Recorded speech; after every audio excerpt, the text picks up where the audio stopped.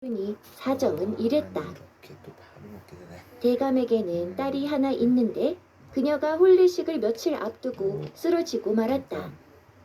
그녀는 숨은 쉬지 않았으나 몸에 온기만은 남아 있었기에 가족들은 신락 같은 희망을 가지고 사흘 동안 그녀를 지켜보았다.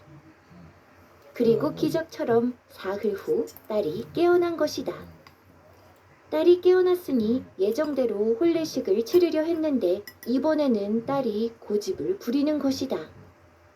그녀는 자신이 몸이 아파 혼인을 할 수 없겠다며 드러누웠고 가족들은 갑작스럽게 혼인을 취소하는 과정에서 난감하기 짝이 없었다. 평소 부모의 말을 잘 따랐고 부모가 정해준 남자와 혼인도 할 예정이었던 딸이었다.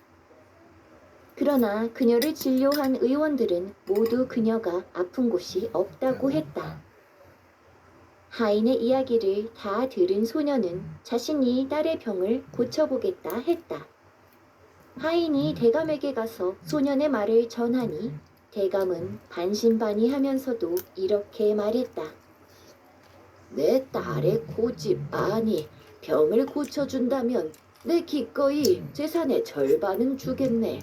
내 착한 딸과 다시 마주보고 앉아 이야기 나눌 수만 있다면 하나도 아깝지 않은 돈이네.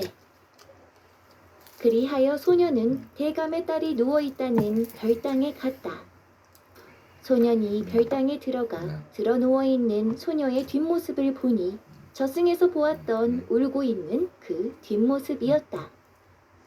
인기척을 느낀 소녀는 살짝 곁눈질로 방문객의 모습을 확인하고 벌떡 일어나 앉았다. 도련님, 와주셨군요. 와주실 것이라 믿었습니다. 저승에서 돌아온 이후로 쭉 도련님을 기다렸습니다. 나를요? 소녀는 부모가 있는 사랑방에 소년과 함께 가 자신의 낭군님은 이 사람이라고 말했다. 오늘 처음 만난 남자를 낭군님이라 하는 딸의 모습에 부모는 황당했다. 그러자 더 황당한 일이 벌어졌다. 소녀가 대뜸 속적삼을 벗는 것이었다. 소녀는 놀라 고개를 돌렸고 부모가 그녀를 말리려 할 때 소녀가 말했다. 어머니 아버지 여기 제 등을 좀 봐주세요. 부모가 소녀의 등을 보니 소녀의 등에는 연한 붉은색 자국이 있었다. 그것은 마치 어떤 글자의 반쪽처럼 보였다. 도련님의 등을 보여주시겠어요? 소녀의 말에 소년도 저고리와 속적삼을 벗어 등을 보였다. 소년의 등에도 소녀의 등에 있는 것과 같은 자국이 있었다. 그리고 소녀와 소년의 등에 각 반쪽 자국을 합치니 어떤 글자가 되었고 이에 소녀의 부모는 둘이 배필이 될 운명인 것을 인정할 수밖에 없었다. 그 글자는 바로 인연 연자였던 것이다. 다른 이도 아닌 옥황상제가 맺어준 인연이었다. 그리하여 둘은 혼인을 했고 덤으로 선물 받은 수명 60년 동안 행복하게 잘 살았다고 한다. 어이, 심씨, 잘 지냈는가? 어휴, 조씨 아닌가? 오랜만에 만났는데.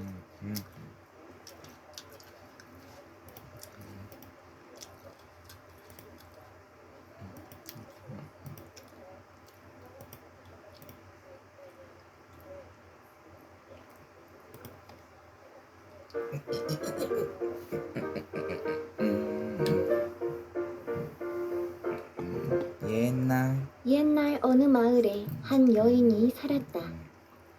만삭이던 여인은 곧 아들을 낳았는데 그녀는 아들의 모습을 보고 기겁하고 말았다. 아들은 다리만 둘일 뿐 다른 모든 것이 하나였던 것이다. 그는 눈도 하나, 귀도 하나, 팔도 하나였다. 여인은 아들의 이름을 반석이라 지어 주었다. 하지만 마을 사람들은 자연스럽게 그를 반쪽이라 부르게 되었다.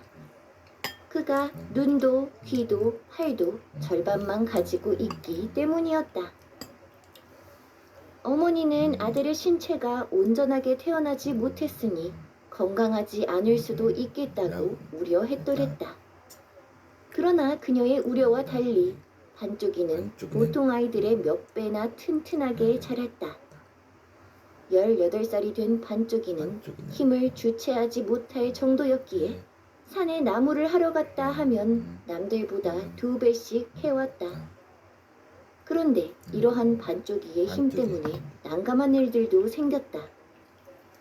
하루는 반쪽이가 쫓던 토끼가 이웃 장신의 장독대 바위 밑으로 기어 들어갔다. 반쪽이는 토끼를 잡겠다고 주먹으로 장독대를 내리쳤는데 그 힘이 어찌나 셌던지 장독대 바위가 부서진 것은 물론 그 위에 놓여져 있던 독들도 충격으로 와장창 다 깨어져 버렸다. 또 하루는 반쪽이가 연마을 김신의 소를 돌보아 주던 중이었다. 소의 콧잔등에 파리가 내려앉았다. 반쪽이는 파리를 쫓겠다고 딴에는 살살 소의 코를 손바닥으로 내리쳤는데 그 힘이 너무 세서 그만 소가 기절하고 만 것이다. 반쪽이가 본의 아니게 자꾸만 사고를 치자 반쪽이의 형은 화가 나서 생각했다. 장독대감 물어주느라 살림살이 다 팔아치운 게 불과 며칠 전인데 이번에는 또 남의 집 소를 기절시켜? 자칫하다 소가 죽기라도 했으면 어휴, 생각만 해도 아찔하구나. 반쪽이 저 녀석을 이대로 두었다가는 우리 집안이 통째로 망해버리고 말 것이다. 하루는 형이 반쪽이를 데리고 산으로 갔다. 형은 반쪽이가 실컷 나무를 해서 졸음이 오게 만든 후 커다란 참나무 아래에서 잠시 낮잠을 자자고 했다.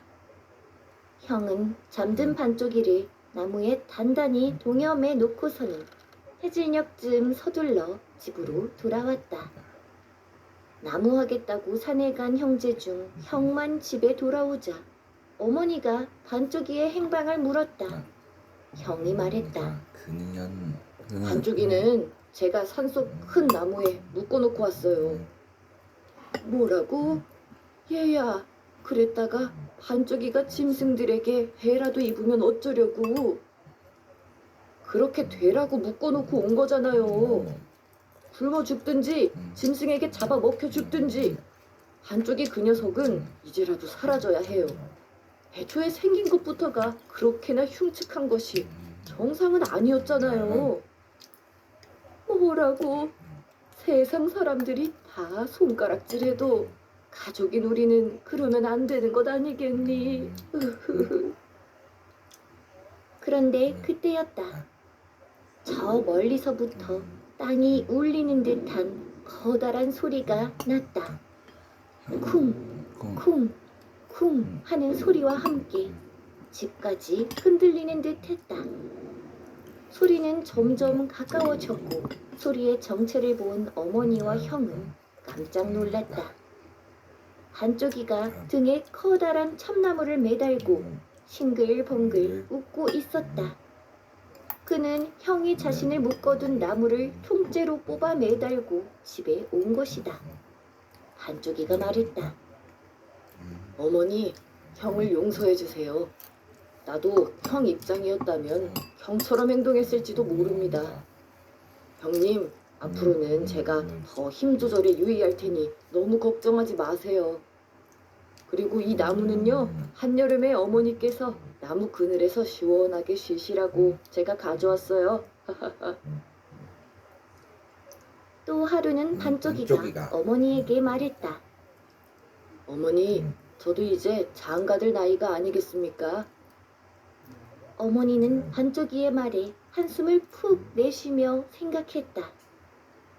반쪽이 네가 보통 남자가 아닌데 어느 누가 너에게 딸을 준다고 하겠니? 그런데 반쪽이는 어머니의 마음을 알지도 못하고 생뚱맞은 이야기를 했다. 연마을 김신의 막내딸이 참 예쁘고 착하고 똑똑하다고 평판이 자자하던데 저 김씨네 막내딸과 혼인하고 싶습니다. 어머니는 기가 어머니는 막혔다. 막혔다. 평범한 집 딸과도 혼인하기 어려울 아들이 무려 김씨네 딸을 언급하는 것이 어이가 없었던 것이다. 반쪽이네 가족은 김씨